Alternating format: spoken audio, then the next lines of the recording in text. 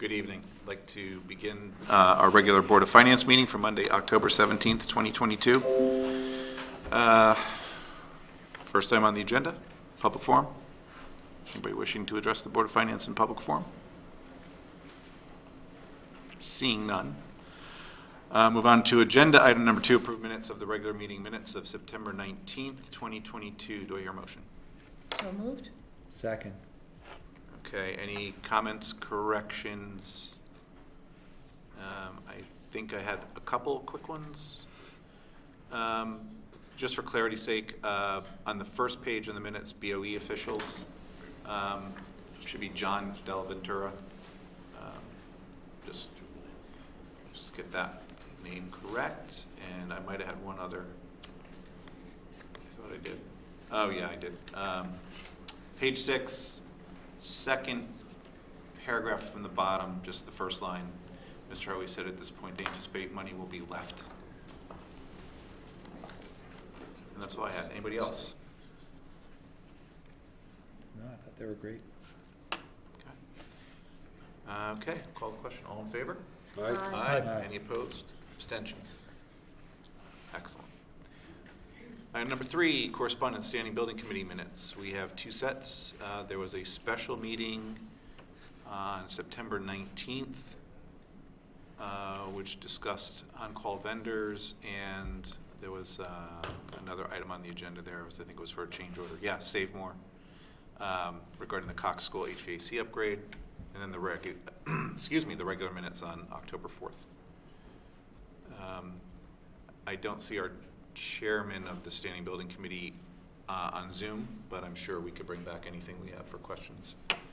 I do think I had a couple of items on the regular meeting, but anybody else? I had a question on the regular meeting as well. Okay, Veronica, why don't you go? No, on the regular meeting. Regular meeting, that's what I mean. Okay. Yep, on the regular, yep.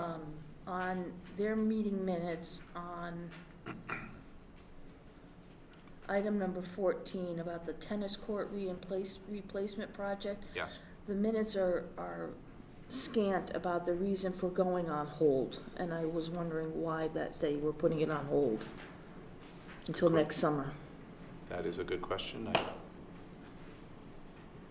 Linda? I would suggest that the resurfacing at this point is probably not effective given the temperatures and the availability of the products and the warranties on putting products down at certain temperatures. Do you know if it was it awarded yet?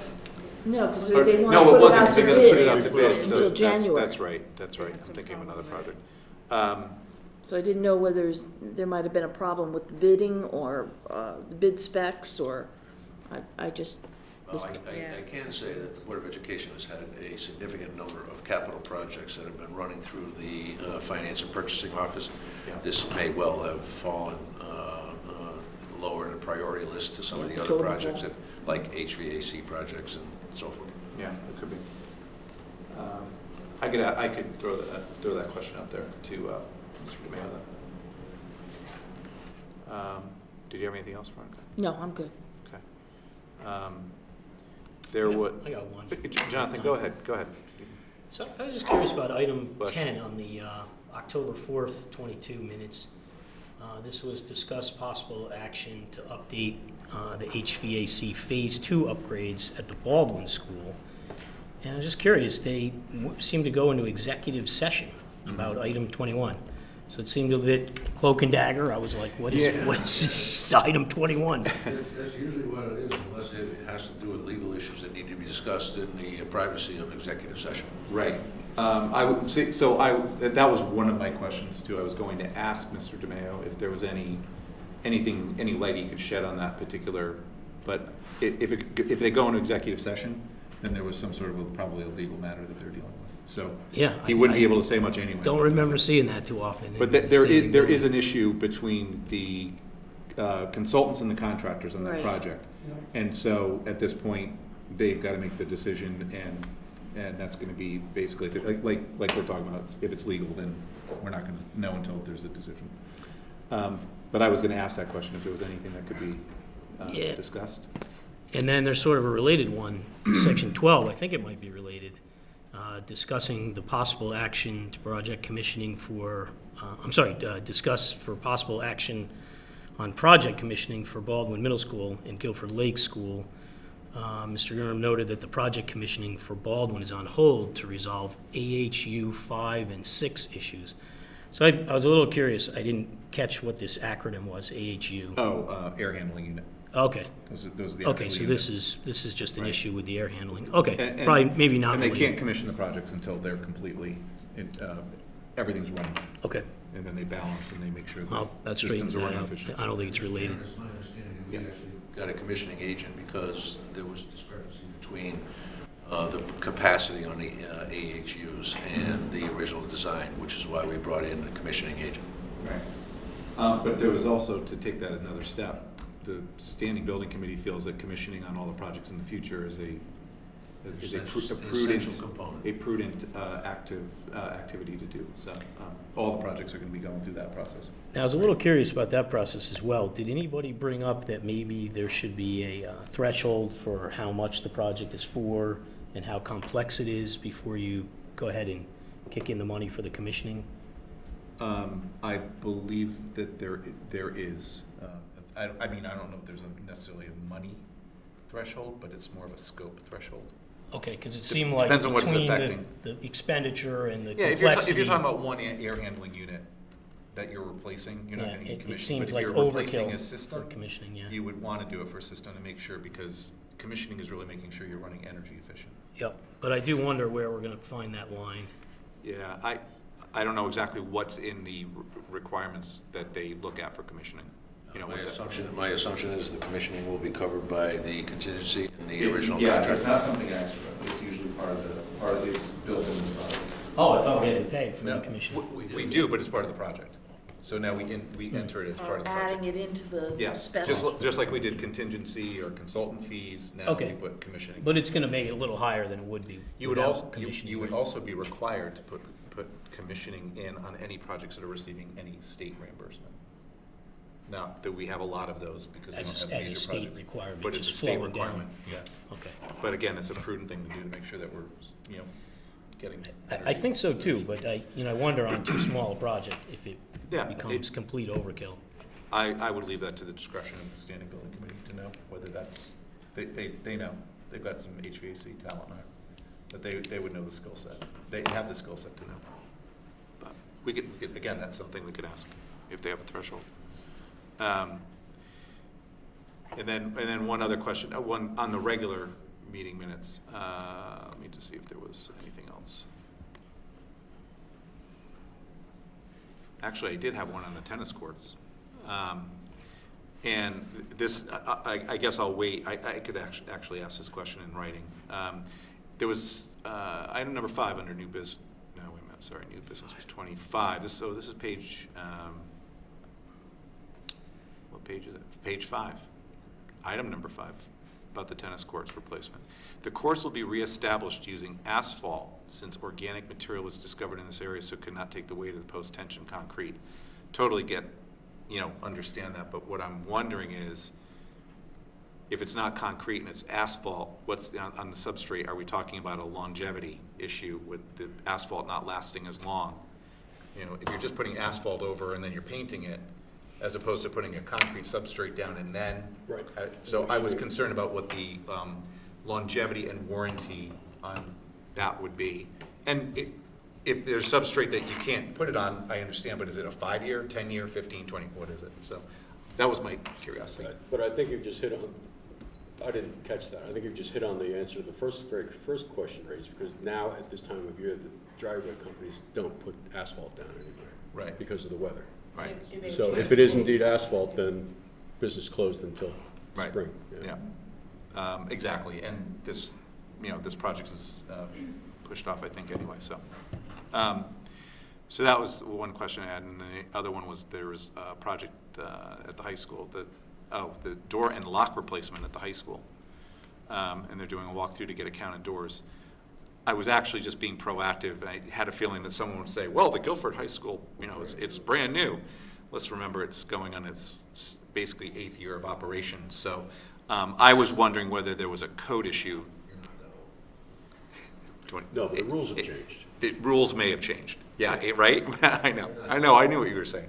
But after 8 years, the code may have changed, and I was wondering what was precipitating that change, so. What I'll do is I'll take all these questions and I'll send them to Mr. DeMeo for response. I'm sure he'll be willing to do that. Anything else on standing building? We will move on to pension committee and the investment report. Anything on either?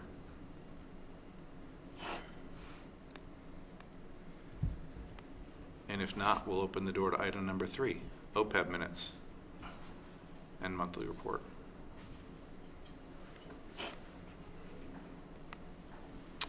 Okay, Mr. Chairman, just one. please. One update. In those minutes, I think you might have seen that the pension committee is going to take on the responsibility of evaluating the 401k programs. There have been a couple of Supreme Court cases that held municipalities liable for the fact that their participants weren't being represented in the best fashion through the programs that they had selected. So that is now going to be added willingly by the pension committee to manage that process. But more importantly, Town Attorney Barrett has indicated that we need to establish the pension committee by ordinance, because it is only established currently through the pension contract documents between the town of Guilford and the 3 respective agencies. So the body doesn't exist outside of reference in the pension documents between the bargaining units and the town of Guilford. And what's the process of that being put in place? We'll draft an ordinance Yeah. to charge the pension committee with what Right. we all understand to be their charge today, as defined through the contract documents, and we'll get some additional advice on what to include in that ordinance. But that will go to town meeting and will be codified in an ordinance. I got one item, and it was almost just pure curiosity, but in the minutes for the pension meeting, it's, if I got this right, some town employees who were eligible for their pension actually approached the pension committee and said they would like to retroactively get paid the pension from age 60, because maybe they didn't realize that they could collect so early. But they really, it looked like they did retire at age 65, or at least that's what it kind of implied. And is that possible? I mean, were they kind of working from? That is possible. The actuaries have already determined the impact of that to pay them out at 60, so that is already included in our actuarial numbers, because that provision exists in the contract. These are people who missed the window of opportunity to say, I would like to apply for my pension at a certain point, at a reduced number, obviously, when it's at 60 versus the full age of 65. But I was thinking, weren't they still collecting a salary? Were they still Oh, no, working? these are folks who had retired. Oh, okay, I see. And I But did read they something thought that they could've couldn't get forgot. their retirement until 65. They were unaware of the provisions in the contracts that allow them to collect at 60. But at a reduced rate at age 60? Yes. Or, Yes. so there's still a possibility the participants could have waited till 65 to get the full distribution? Correct. Yeah. Yeah, either they waited. So do you Or know just which they way forgot. that'll go? Will the pension committee allow it, or I guess they couldn't decide at I believe the at pension that meeting? committee suggested that this was appropriate for them to collect, I thought. I think there was There's something. no No, I think Six members. it went back. Yeah, it was going- back to the attorney for. There was something that they said they're gonna. For confirmation, but I think Right. the consensus of the committee was that they should grant it, but they wanted to get legal opinion on it. Correct. Okay, it's an I believe interesting it's on issue. Wednesday's agenda. Yep. Okay, anything else on pension? Okay. We will move on to item number 4, review and accept report of expenditures for the Board of Education for September 2022. Linda Trudeau, Richard Hirsch. Good evening. Good evening.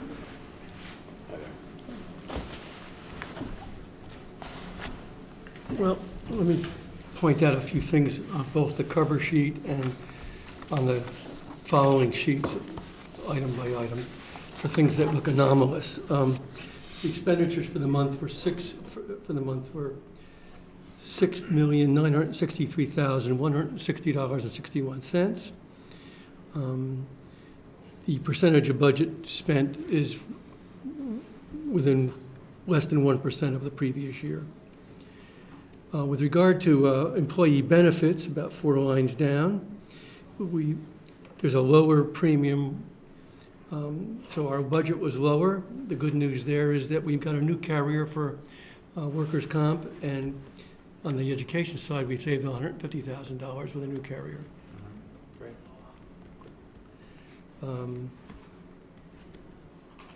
Under tuition, we're a little higher at this time, but mostly because of the timing of payments, not because we have more cases or less things than that.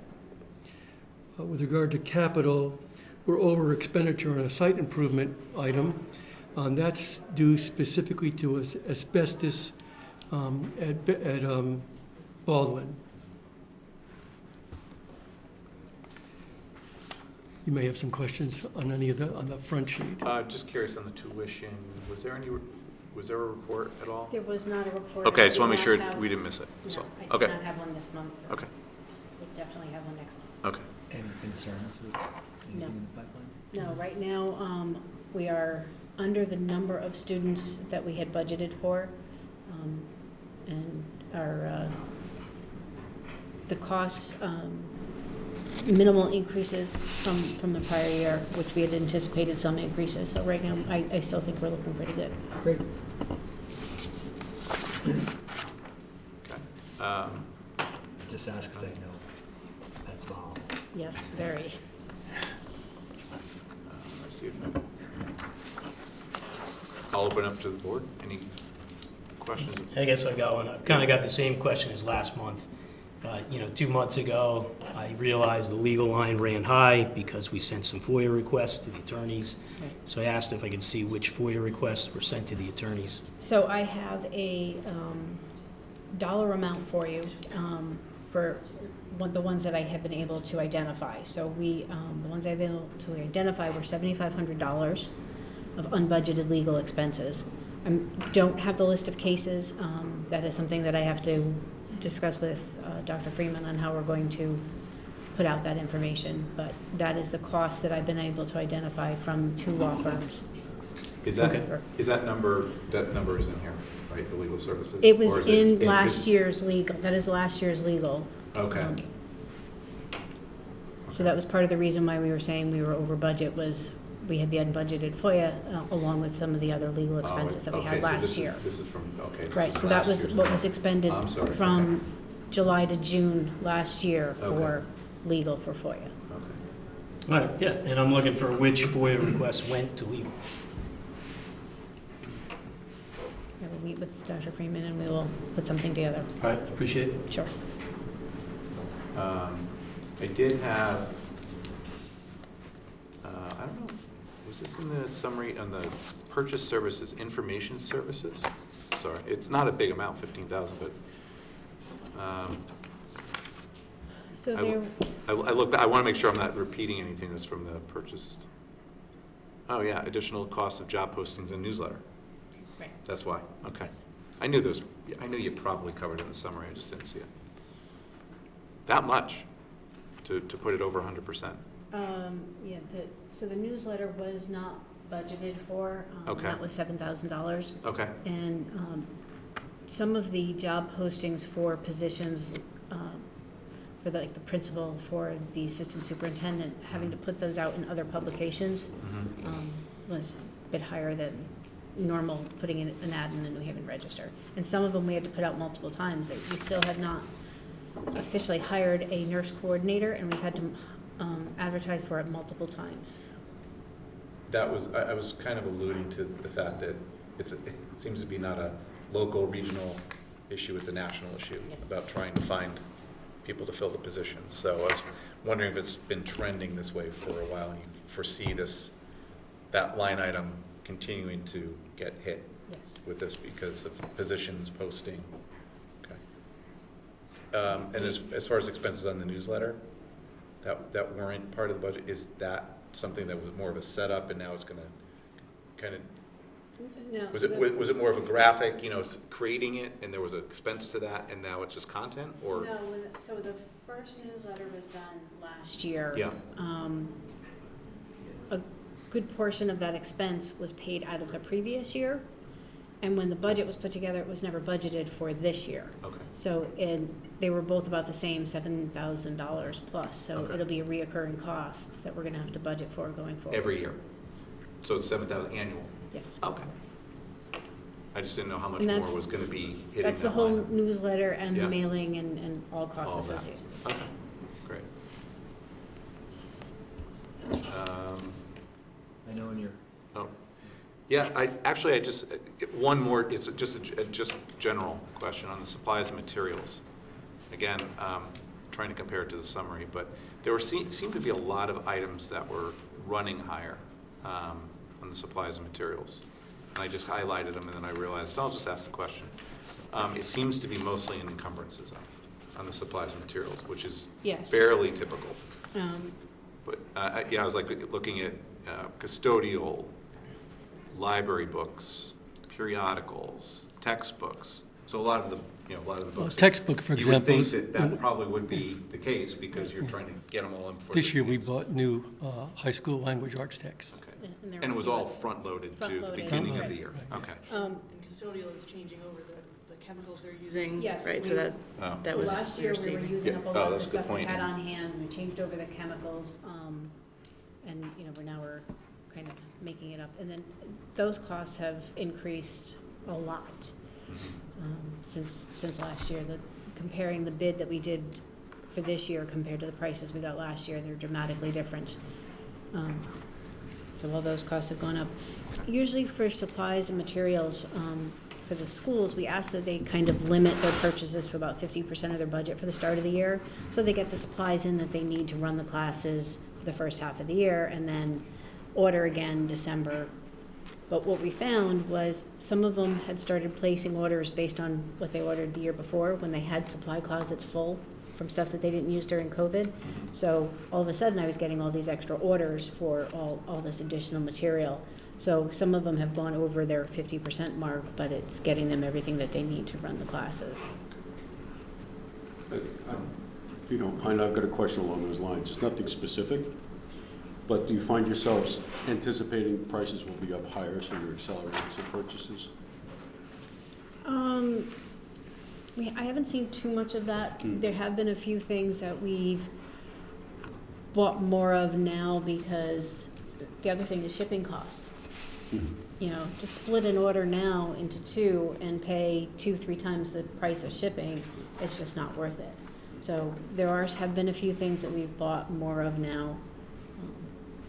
And, occasionally you'll get that good deal where, if you buy so much, you'll get a discount. Yeah. We bought some chairs for the high school, and if we bought 50 chairs, we got a 30% discount. If we bought 100 chairs, we got a 40% discount. So we bought the 100 chairs that we really did need. Rather than do 50 and 50, do 100 and get the 40%. Yeah. So, there's things like that we're buying a little bit more and trying to weigh what the cost is. Jeff? yeah, I noticed in the write-up that the tutoring and substitute teachers were higher because of the additional pay periods. But have you noticed generally that there's a higher rate of substitute teachers? I know the number's a little bit higher than last year, and some of that may be attributable to the pay periods, but I just was wondering what your experience has been so far. There has been an increased number of substitutes, a little bit, an increased number of long-term subs being used. So we have definitely seen that increase from last year still staying for substitutes. Yeah.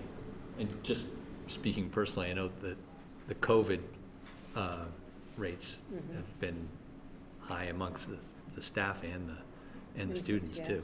So, Yes, that still is. which has an impact on the substitutes. Still definitely has an impact, yeah. Right.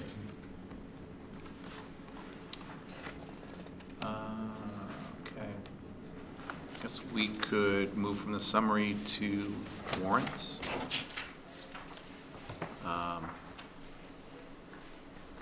Actually had a couple of questions on the warrants. I usually don't, but for some reason this month I did. Page 8, right in the middle. Facilities compliance, almost $100,000 for 595. Now, we know that's the building at the high school, the old science wing that's being converted. Is that amount for the sprinkler system install? And if it is, how many, are there, you know, how much of the sprinklers is complete, and can we expect more payments on that, or? No, that's the full cost, that's the attics, dry attics. That's the, attics so that's the sprinkler full system. cost of it, so it's, okay.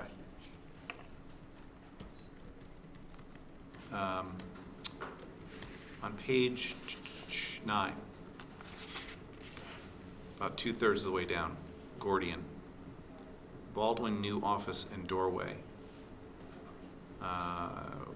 coming close to 13,000. What was the? Is that part of a capital improvement project that was identified, or was that something that was more of an emergency, or?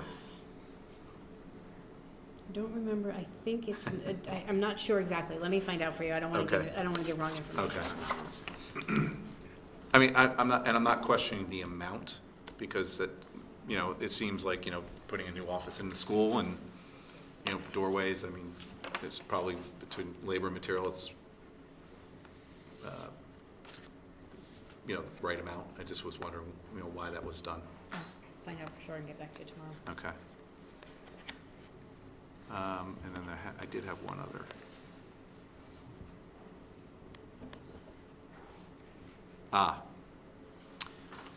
Page 16, near the end. Slam Collaborative. And I'm not slamming them, by the way. That was a previous employer of mine. That's where I cut my teeth. But I know they're doing the enrollment projections. So I saw there was a small amount there, and again, that's going to be that 1950. I know enrollment projections are usually a lot more than that. So I'm just wondering, do we have a total budget for the enrollment projections? Again, how many more times might we see SLAM and the enrollment projection on the warrants? You'll probably see it 3 more times. I believe it was under $8,000 if I remember right. Really? Okay, Yeah. good. Okay. We're sending them the official October 1 enrollment. Okay. And then I believe they should have pretty much everything that they need. Mm-hmm. So we're hoping to have a report to the Board of Education at their December meeting. Mm-hmm. And then you'll receive it after the Board of Education receives it. Okay. So we'll have it in time for the budget, which will be helpful as well. Okay. How was the enrollment? Was it on target, or was it? It's a great segue, isn't it? Worked out pretty well. I might as well ask while she brought it up. So our total enrollment, including pre-K, is 3,124. So it's holding pretty steady from previous years. We do have the senior class of the high school this year is the big class. That'll when they graduate. The incoming Adams class is a difference of almost 50 students. Is it a difference of what, Linda? 50. 50? 50, yeah. 50 students, so How many seniors are there? 293. And Adams 8th grade coming in would be 244. Wow. So I can get you a copy of this as well. I tend to remember being on this board long enough that there was like a 3rd or 4th grade class that was the bubble. Yeah. And it was like 8 years ago. I was like, oh, there's the bubble. There's the bubble. It's Yeah. it's a senior class Yeah, now. it's a senior class. It's amazing, right? I think it was at Lakes. Yes. They all passed. Yeah. Yeah, The so bubble has made it through. the bubble has made it through. Congratulations to that group. That's great. So did that go, the total enrollment from last year go down, or you said pretty steady? Pretty steady. Yeah. It's So not 30. much difference in No. terms of number of students? Mm-mm. Okay. Do you happen to recollect, this is off the top, man, what the biggest class of seniors there ever was? Off the top of my head, I don't know. Do you remember your senior class? We were 289, I think, was my senior class. 317. Yeah. That was 86. So. Oh, I said that out loud. Yeah. So I don't know. Over 300 is a pretty big number for In Guilford. 1975, there were 14,000 people in town, and there were more kids in the school. That's right. Than now, 50% more people in town, 22,000. Yeah. Yeah. Linda, would you say the decline was about 1%, which I keep seeing approximately 1% each year down? I don't even think it's 1%. Okay. I guess I gotta play around with the numbers I have. Yeah, It's not. Yeah, I can just send was this out to you curious if tomorrow it's and I can about look the at- same trend. I don't want to say a number for this year, for last year, because I know I'll end up messing it up. Yep. Because it's not a big decrease, but it's just been going on for a long time. As much As I understand as we it, talked from about, not as numbers. much as other Other, dirt, other Oh, right. references. It's following the projection, but far better than the projection. Yeah, yeah. So COVID years. this enrollment projection will be very interesting to see if That's they, why it's going to be interesting in the Yeah. new one. yeah, Yeah. be really. Dick, that's exactly the point. The enrollment projections have come nowhere near the 10-year projections that were done 10 years ago. We have not seen the decline that was originally forecast. By the way, I have one more on the warrants, and then anybody else has something. It is actually on page, the next page, I think 18. On the playground servicing, about a quarter of the way down, playground mulch at elementary schools. One-time cost and for all 4 elementary schools that the mulch was done? Do you know?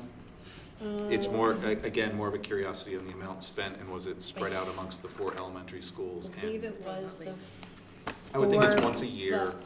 Yeah. But with that the the- new playground was that the one at that's Lakes? going in, Yeah. it wasn't, I don't think it was just Lakes, I think it was Oh, all of them. But it is plural, so I was figuring all 4 schools, or at least multiple schools. And then just to get it, for the beginning of the year, get the mulch in, so. Again, it's $11,000, substantial amount for mulch, but if it's all the schools once a year, then.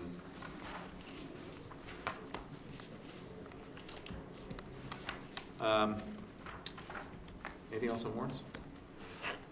I had one. Oh, go ahead. Actually, a couple down from the Sure. mulch. Uh-huh. The Vanguard Energy Partners, the solar maintenance. I was wondering how often that happens or what that includes. You can look up the mulch first.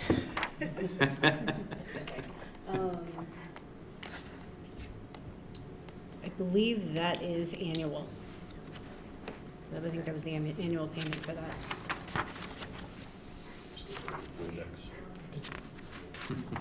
I'm not sure. It's a lot of index.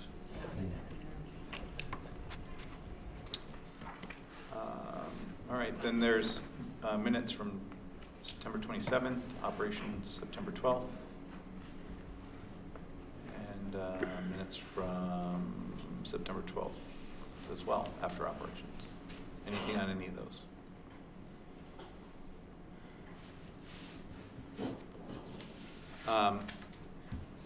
Under old business, I was going to thank Veronica for serving on the teacher contract negotiation committee as a basically observer, non-voting member, right.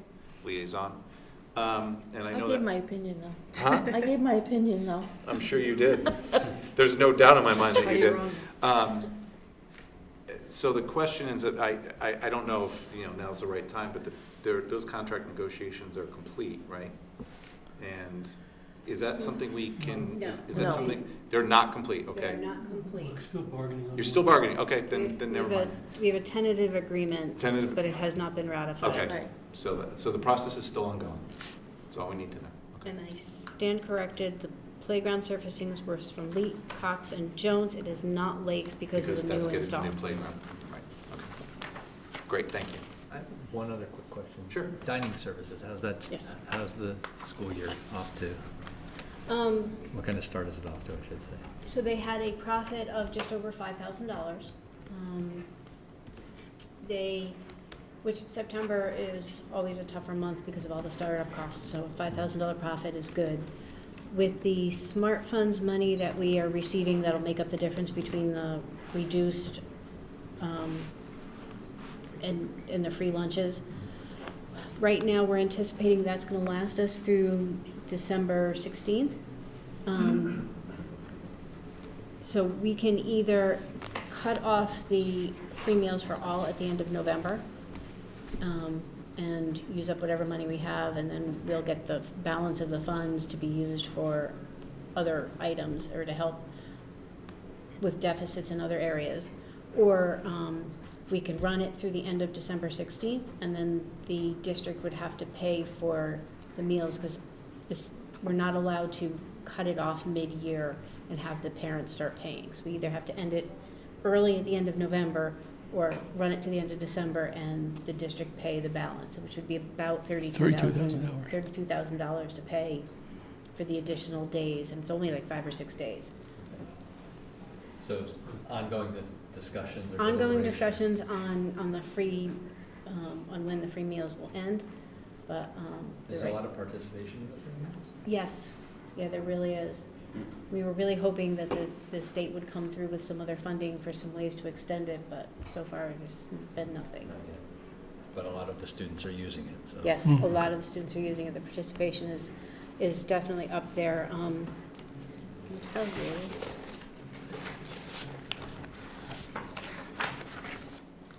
Their meals were up.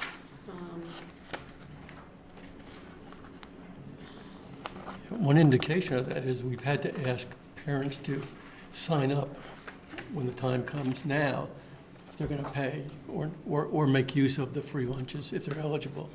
And that's come in, people have come in at a high participation rate early to sign up. So that almost all the schools, the meal counts are up for both breakfast and lunch from where they were even this time last year when it was still free. And last year, were there still some kids studying remotely, or was everybody back in school? I'm just trying to think about why that might be. I know everybody's back in class now. And I don't mean to put you on the spot. I was just We wondering. started, 20 started remote. 21 started back. Wow. No, I think we started. They were back except for. Except for if you were out with Wednesdays. COVID or something, Or- I think. yeah, Yeah. did we- I don't think you could do remote. I'm not sure now. It's all blurring last year together. either. Yeah, But the then years are even- blurring. The number's up, Yes. yeah. And that's with, again, just anecdotally, a fairly substantial number of kids absent because of Yes. COVID infections and things like that, so. It's good it's being used, that's good to see.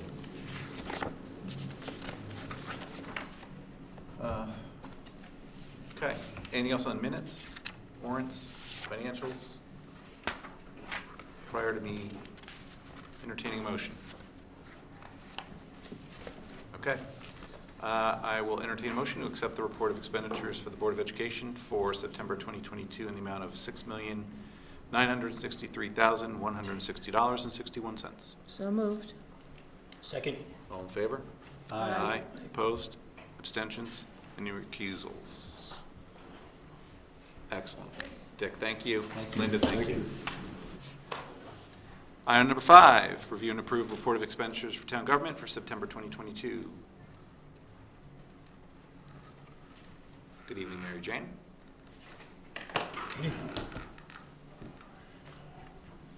Hello. Starting with the big R, revenue? So at the end of September, we are 25% through the year. You'll see that we have collected 54%, a little higher than last year, 53.5% last year. Last year, we were still a little bit behind on our tax collection. This year, obviously, as you can see, we are doing very well. I really don't have anything else to discuss unless you have some questions. Talked about most of the items last month. Can I comment on the finance line? I would love you to. It's like a roller coaster. It is a roller coaster. We're Yeah, and all the companies that invest money are coming out of the woodwork. I literally have 3 meetings this month with companies that want to come invest because now's a good time for them. It's good to be wanted. Yes. Yeah. No one even knew my name last year.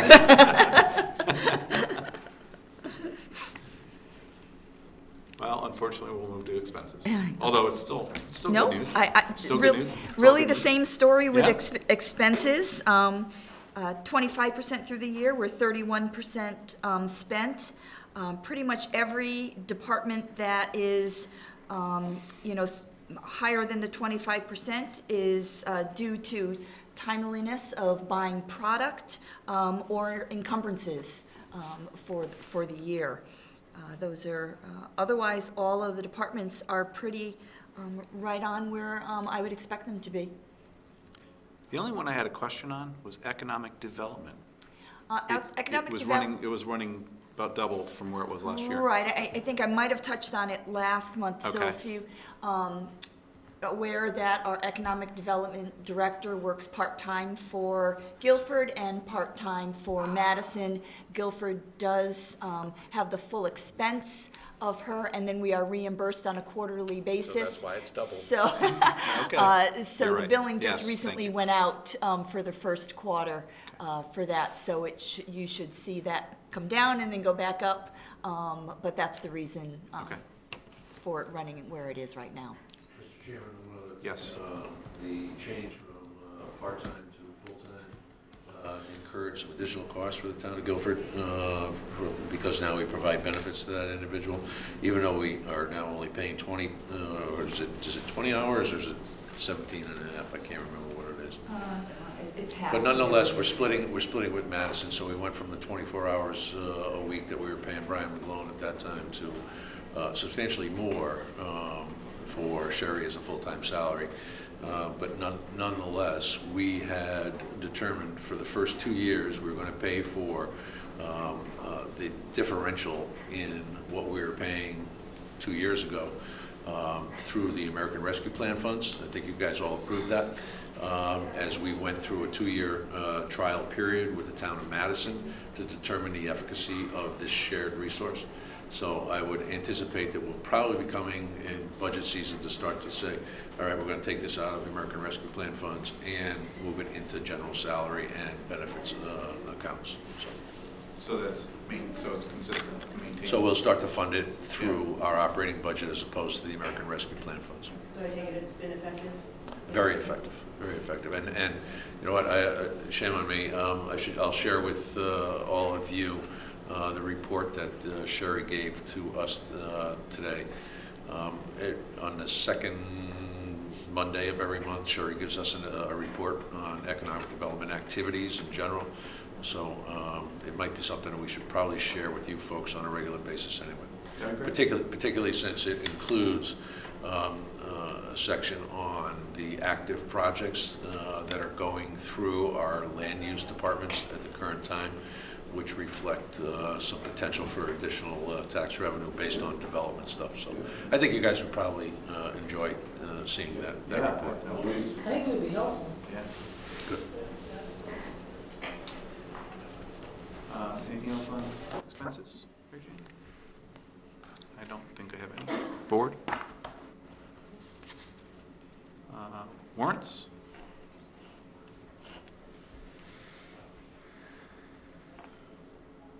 That'll include any weekly special fund. We have new capital fund reports. Quarterly? Yep, must hear exactly. I really didn't have any questions on those, except for there's a lot less of them than there used to be. Yeah, I'm waiting for some reimbursements Yep. on some of the town projects, and we'll probably be closing a couple of them out as well when they're complete. Mary Jane, would you mind sharing with the board what you shared with me about the closing out of the high school project and some other communities who are waiting since how long ago? Oh, please do. So I was at a government finance officers Connecticut meeting today, and as usual, the topic of school funding and reimbursement has come up, and I spoke to one other community who has 6 outstanding school projects, since the oldest going back to 2005 that has yet to be audited or completed, kind of in the same place as we are. So I told her, she made me feel a lot better. I mean, because it's just, you know, we're really waiting. There are a lot of potential domino effects from getting the audit complete on the high school. One being the retrofitting of the building, the science wing or whatever we call it, into central office. Right now, our Park and Rec office is incurring the cost of running that building still. And so they would like to get that off their books. There are a lot of reasons why we'd like to close out that project. The auditors don't even return my calls or emails anymore. They are just that backlogged. There is a new head of that office. I'm glad you brought that up. So Yeah, that just happened like within the last 2 weeks. Just happened. Again, this is why we were having this conversation today, and we thought we'd invite the new head to our GFOA meeting and see if he was brave enough to come. But He has a military background, he should have been. yeah. So again, we've done all we can on our end to move it along. Unfortunately, he was due to come into our office March 2020. Both the Board of Ed and my office were ready for him to come. And about 18 months later, I think he finally allowed the information to go to him via email as much as he could. Came in and looked at some records, and we haven't heard anything from him since. Occasionally I call central office because all the communication goes through the superintendent, although they normally CC me, but just on the off chance that something has bypassed me, but we haven't received anything. But when I complained about where I stood, this other community said, I got that topped. So we're doing the best we can to get it moved along, but there is really nothing that we can do on our end. We've done all we can so far. They have everything. Is this new head, is he from within, or does he have a big spool up time because he's from Crec, outside? isn't he? Do we know? He's from another Crec. educational Yeah. organization. Fine, all right. Yeah. Yeah. He does have an educational Background. organization background. Yes. The impact to us is like threefold, right? And Mary Jane just talked about one. We haven't been able to proceed with the retrofit of the old science wing, owing to the fact that they haven't closed out the audit. Additionally, there are potentially unreimbursable costs that could be identified through the audit, which means that we would then be responsible for those costs as opposed to funding from the state. And then lastly is the fact that we haven't closed out the bond issue on the high school. We've issued bans for a couple of years in anticipation of the final closeout, where we would issue bonds for the last set of payments based on the final, not collection, but the final determination by the state as to what was paid for. So there are really 3 ramifications to the fact that this has not happened yet. We don't have as bad as some. We so. don't. The number I'm There's the carrying. optimism. The number I'm carrying is 2.6 million. Yeah. It's a big number, but it's a $96 million project, and we're hoping to get that money reimbursed. As Matt said, we've been doing short-term financing for it, but the bond authorization is there. If for some reason that money is not recouped. As I'm sure Bob would remind me, the longer this goes with the interest rates going up, it's going to cost us more to satisfy the last bond payment, so the last set of bond issuances. So I'm sitting here wondering to myself, and I don't know how possible this would be, would you go ahead anyway now? Would we be able to? Would we have the right to? I think we should talk to bond counsel about that. That makes sense to have that conversation. Because it'd be an estimate at this point as to what our terms Right. are. And we need to be careful about the arbitrage rules. Or buy interest rate protection, that you can buy contracts. I'm not sure if arbitrage, we've already paid, More. we've already spent the money. Yeah. So we would be reimbursing ourselves for money that we've already spent, so to speak. Yeah. We're just waiting for reimbursement from the state to cover that, so I'm not sure if there would be any arbitrage issues. Right, so Yeah. if you finance something now and then reimburse, if the state came through, reimburse it And for the bond. just pay it off. Yeah.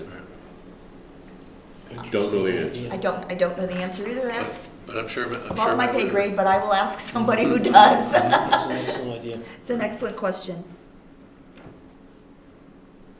I'll report back next month on that, how's that? Excellent.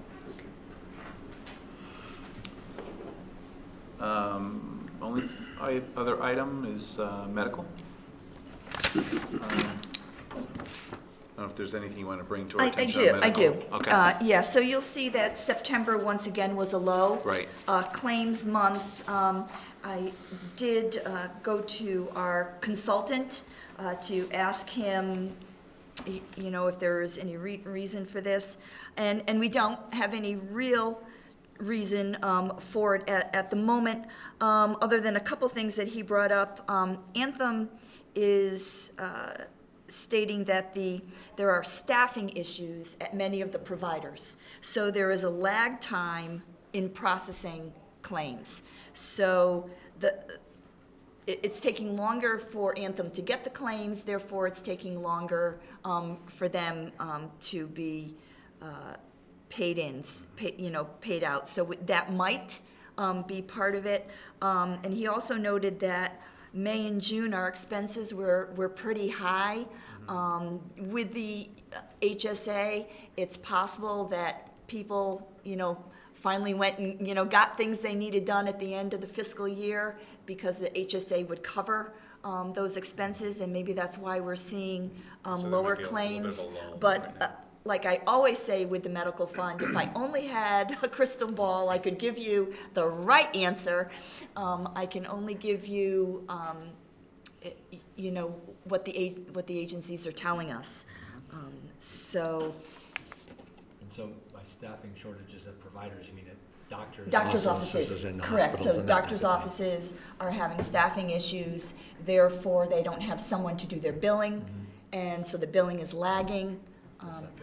I can tell you, my husband had some dental work done last March, and the bill came through in July to us. So that was how long it Yeah. took for that particular provider to just get the invoice. And that's just one example, but Right. if that, we thought we just, had a problem on our end, but it could just be the way things are. But that is what Anthem is saying, so yes, they're They're seeing it processing on a our bigger claims, scale. but yes, Yeah. yes. Last month, though, they were a little bit behind. Anthem was, Well, they're always, This- in July, they're always behind, there and was we the- expect them to pick up in Right. August, which that didn't happen. okay. So, So the delay is, are they caught up as much as they can be now? they have processed They what are. they have. Right, not Yes. what you talked about providers, Correct. but they are. What they have, they have processed. Okay. Good. So, Mary Jane, we already took a transfer from the medical surplus this fiscal year, or no? Or was that last year? Was it We for have not OPEB taken or anything something? from the medical fund this year. Okay, no. so far we haven't? No, Okay. no. So if we were fortunate and we go along at this rate, we could end up with a 3 million plus surplus. I think we got about 800,000 in 3 months. Yep. I wouldn't sit here and say that's probable, but Okay. it is possible. Give it back to the taxpayers. It's That's what I want to do. It's trending that way. It's trending that way. Whether it stays that way is, Yeah, I would Never tell. find it hard to believe it would Right. stay that way. It's No, just a it's- matter of when. Tell me again about your crystal ball. Yeah, exactly right. anything else on medical? Anything else at all for Mary Jane? Okay, I'll entertain a motion to approve the report of expenditures of the town government for September 2022 in the amount of $2,968,129. So moved. Second? All in favor? Aye. Opposed, abstentions, recusals. I will recuse myself from any payments to Antonazi Associates. Item number 6, consider and take possible action to transfer premium credits from the sale of bonds from unassigned fund balance to fund balance committed to future debt payments as of June 30th, 2022. It's a fairly short memo. I figured I would just read it for the public so that they can, because I think there's a couple of good lines in here so everyone understands why. So of course this is a memo from our finance director to the Board of Selectmen, Board of Finance on October 17th. Fiscal year 22 transfer from unassigned fund balance. As of the end of fiscal year 2022, there's a balance of $365,395 in premium credits from the sale of bonds during the year. Historically, we have used these premiums to mitigate mill rate increases by reducing the debt service in subsequent years. I would like to continue this practice. Therefore, I respectfully request that the balance of $365,395 be transferred from unassigned fund balance to fund balance committed to future debt payments as of June 30th of 22. Thank you for your consideration. We've done this before. Basically just transferring this money in so that It provides me the opportunity to use it. We do appropriate it through the budget process so that you always know what amount we are using. It allows that graph that we show during the budget process to have a smooth downward gradual trend as opposed to, ups and downs due to new bond authorizations or, higher interest payments one part of the year than in the other. So it does allow us to smooth that out. It's really been a successful practice. I think I said reduce the mill rate. I should not say that. Mitigate the mill rate Mitigate increases it, in the correct, future. right. Which in effect, The budget you guys approved last March included the anticipated use of exactly this amount in premiums to make sure that the mill rate came out to where it came out to. Any further questions on this before I go ahead and entertain a motion? Which motion would be to transfer the $365,395 balance of premium credits due to the sale of bonds from unassigned fund balance to fund balance committed to future debt payments. So moved. Second? All in favor? Aye. Opposed? Abstentions? Great. thank you very much. Thank you. Thank you, Mary Jane. Item number 7, committee reports, building permits. Anything on building permits? Mr. Chairman? Yes. Apropos of the conversation earlier about the multiple projects that are, housing projects that are going on that will be included in the economic development, our economic director's report. Yeah. You're looking at potentially, if you extrapolate 3 months out to a year, 48 new building permits. I think that number might actually be significantly lower than reality. So those numbers potentially could be significantly higher. I thought you were going to maybe steal a little new business thunder I was going to have, but I'll save that. We have other things under new business. Yeah. Oh, you do? Oh, great. Yes, I do. All right, wonderful. Anything else on committee reports? Anything under item 8, old business? Okay. Item number 9, new business. I did have a couple of items. There are more PS public service announcements, and 2 of them have to do with housing. So, we'll see how much new business you have there, Mr. First Selectman. The first one. I want to make sure that the public was aware, and again, based on when this airs, I don't exactly know, but we're talking about the next 2 nights, so this will either already happen, but if it has, there's links, I'm sure everything will be recorded. The Board of Education Operations Committee will be having a public forum on the fiscal year 23-24 education budget It's going to be in the Information Technology Center at Guilford High School at 7:30 p.m. Of course, I didn't put the date, but I know it's on Wednesday evening, which would be October 19th. I know there's a public link on the website. I looked for it. It was right there. I know there's been some emails that we've been receiving. But you could either attend, it's hybrid, so you could either attend in person or watch the meeting on the website. And I would encourage anyone who's interested or wants to have some input on the public forum, from the public in this format, can do that on Wednesday night at 7:30. I've received a couple of emails also recently from our town planner, both of them regarding basically, well, one's regarding zoning, P&Z, and one's regarding housing. So the Guilford Planning and Zoning Commission is holding a public hearing and regular meeting on the same date and same time. So if you want to be, involved in the education budget, you could do that, or you could be part of this P&Z meeting. Again, it's a hybrid format at the community center or by Zoom on Wednesday evening, 7:30. That would, again, be October 19th.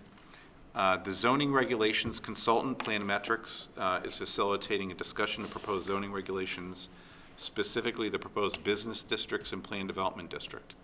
I thought when I got that it was important to at least share with the public. And then going to what our first selectman just said, the third item I had, affordable housing plan update and public forum is tomorrow night. That's Tuesday, October 18th at 6:30. That too is a hybrid format. Is anybody surprised it's a hybrid format? That is at the Guilford Free Library or by Zoom.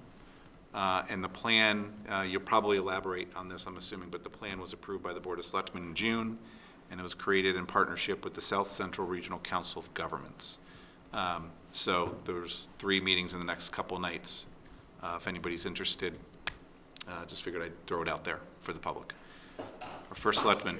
Yes, you stole some of my thunder, there's no question about it. Excellent. It's very rare I can do that. The affordable housing initiative is of significance to this community as we move forward, not only to try to achieve the targets that have been established in legislative action, but more importantly to make this a more rounded and a more full community. Again, when we start talking about affordable housing in Guilford, when you talk about either 80% or 60% of the area median income, the area median income in Guilford is $111,000. So affordable housing starts at 80% of that number, and that means that someone can earn up to $90,000, close to $90,000 a year, and still qualify for affordable housing and the subsidies that come along with it. So I think it's essential that folks pay attention to this. We do not currently have inclusionary zoning, but the effort that you just mentioned, the zoning code rewrite with Glenn Charler, that's going to be presented on Wednesday night, is one of, I think, 4 meetings that public meetings that have already been announced to talk about the changes to the zoning code rewrite, which is anticipated to be approved and implemented in March. So there will be plenty of opportunities to learn about things like accessory dwelling units, inclusionary zoning, and then just the overall codification and rewrite of the zoning code. So I think it's important for people to pay attention to that. I know there are a number of folks who are very much interested. In fact, the Board of Selectmen has made the decision to move the ad hoc Affordable Housing for Economic Development Committee to a full-blown commission, board and commission. And we already have several representatives from the ad hoc committee, as well as some other members who are willing to participate in that. This issue is not going away, and we are going to continue to pay attention to it. The other thing that I wanted to talk a little bit about is there are some preliminary numbers. The audit hasn't been finalized at this point. In fact, they haven't even come back to us. They've finished their field work with us, but we're anticipating a surplus from the fiscal year 2022 in excess of $1 million. And there's a couple things I want to socialize with you tonight prior to us having more extensive discussions. The first of which is, should we consider changing our reserve policy, our unassigned fund balance policy, and moving it upwards? We're currently at what, the 5 to 10%, and we're sitting somewhere around 11% at this point. Do we want to officially start to talk about changing that, changing our target to 8 to 13 or some permutation beyond what it is today? The other is the Board of Selectmen will be coming to you with some potential uses of some of that excess capacity, particularly as it relates to planning tools and planning initiatives. We have the Plan of Conservation and Development coming up in a year and a half or 2 years. I think it's 2025 it has to be produced. We've had some substantial discussions with the Guilford Safety Task Force about pedestrian safety initiatives, particularly as it relates to around the green and doing traffic studies along those lines.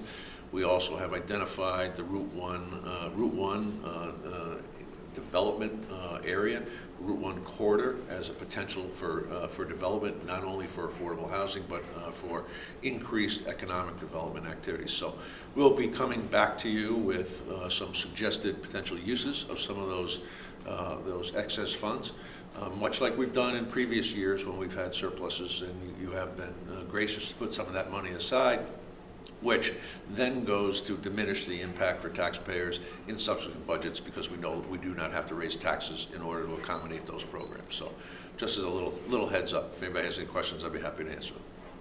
Is that something you expect for next month, December?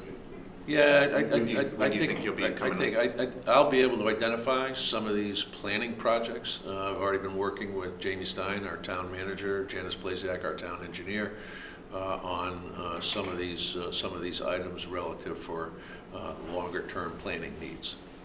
And I will have some benchmarks that I can share with you. Okay. Great. I just want to know how much we're going to return to the taxpayers. Well, John, we're going to return it because we don't have to spend it 5 years from now when it might cost a lot more. Well, let's just. That goes back to the taxpayers.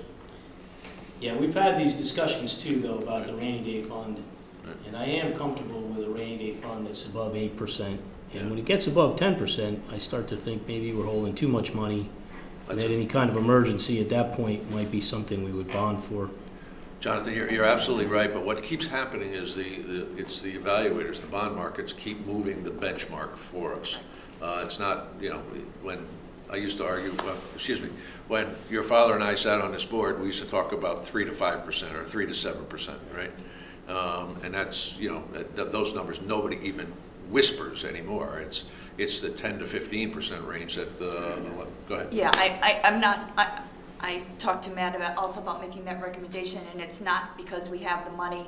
GFOA recommends 2 months of operating revenues, which is about 16.7%. Our rating agencies are actually looking for 25% at this point, which is more than my recommendation to Matt was 15%. For us, but we're able to show the rating agencies we have other funds, so they don't ding us for not having that amount. But even GFOA, like I say with the medical fund, we want to have 2 months, right, of money in there. The same holds true for our budget. So my recommendation is to move it to 15. Jonathan, you're absolutely right. I've made that same argument for years. Anything that's substantial enough that we don't have in our current unassigned fund balance, we would probably bond for. I think I remember we adopted some kind of policy about the rainy day fund way back when. Yeah, we did. I wonder if we should 5 to 10%. dig that up again and take That's exactly the policy. We want to move that up a little bit. So, yeah, and so let me ask a question, and we could all do our own research on this, but based on what you're saying, this is not saying that me or anybody else doesn't believe you, or, is there data, is there places we could go or information we could receive indicating from the rating agencies preferences? Or, what you're saying is one thing which I trust, but is there anything else that has some data information behind it that we could, We'll find those. if we'll you find could, those I think it'd be sources helpful you. for our evaluation of that, because, I've always thought that, once you get to 11, 12%, wow, that's, that's a lot to be keeping back, but 25% is absolutely, in my mind, ridiculous, never mind, what we're talking about. So I would We just have want to more keep in mind information to that's- evaluate it on, but I don't doubt that You have to keep in 10 mind to that 15 is. 20 to 20% could be for communities that don't have any money set aside. That's exactly your You know what I Yeah, mean? it's So not for us. that's why, That's you know, right. that's a big stretch. That's why when I say, they recommend up to 20, 25%, I'm not recommending that for Guilford. Right. You know what I mean? Yeah, not for communities that are AAA rated bonds, Right. bondholders. That's the key. That's Yeah, right. right. There are a lot of issues that go into this, and you asked the right question. Will they say it in writing, or what do they actually recommend? It used to be, or require. And for the likes of us, they wouldn't put it in writing, but they'd say, I want to see 1 month's money in the bank, which is 8% odd. Yeah. So at 10, 11, we feel kind of comfortable. The problem is, if a town, even like us, if we ran into a big problem, a coastal resilience issue, a big disaster, or whatever, you suddenly can't bond Right. efficiently. So how much, we have to take all this into consideration, but we can't begin until we see what comparable towns are doing. We What can the rating find it. agencies, what the rating agencies are telling comparable towns. We can find those data points for Yeah, you. yeah. Yeah, I have a document from the GFOA that recommends in 2 months. Great. And, over the years, I've often spoke out against a lot of these surpluses that add up, and even in the land acquisition fund, even some of that energy fund that hopefully we got to work for us, where we put away $1 million to have more efficient energy in Guilford. And it puts a burden on the taxpayer if these balances that we're carrying are astronomically high. But what we're obviously trying to do here is to pay down future obligations that the taxpayers are going to have to foot, because we have the capacity to do it with these surplus funds. So we're not going to necessarily go back a couple of years and say, all right, we need to spend $250,000 for the Plan of Conservation and Development, which is required by state statutes to be updated every 10 years. So those are the kinds of things that we're trying to say, okay, what can we use some of these excess, this surplus capacity for, to diminish the requirement on taxpayers in the future? True, and I obviously want to just give it back to them, but I do like it when we eliminate some of our debt, which is often a really good Or we idea. take things off the capital plan and Right. things like that. Exactly. But, Right. it's a double-edged sword. You're talking about doing these things, yet, on the other hand, we're talking about, well, maybe we need to keep 12 or 15% in our unfunded balance.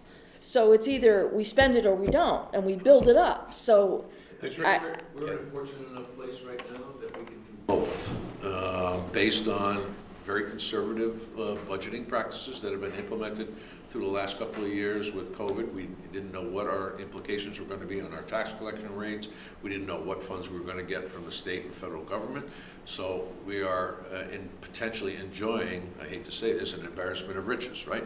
So why not take that opportunity to make some changes, some generational impacts, where we're going to save taxpayers money down 3 to 5 years down the stream. So I think there's an opportunity to do that, and that's why I just wanted to bring up the concept with you folks tonight and let you know that we're going to be coming back to talk Yeah, sorry, more in we depth. weren't going to get into that much detail, but No, we can't help ourselves I sometimes. think the only thing I want to say, to all this is, as we all know, it's a balance, and there's no real right or wrong answer. And the one thing I want to make sure that the public and all of us understand is that we're not trying to inflate these budgets to be able to experience this wealth of riches.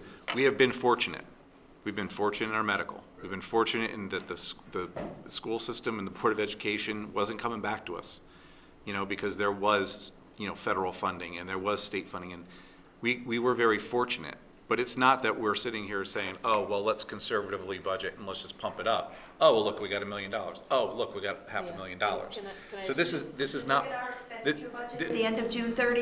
Yeah. It was what, $79,000 out of, over Right. $100 million. So, and as much as I think, yes, we do want to, we don't want to have that unassigned fund balance, rainy day fund be inflated to a point of now we're just holding on to it for no reason.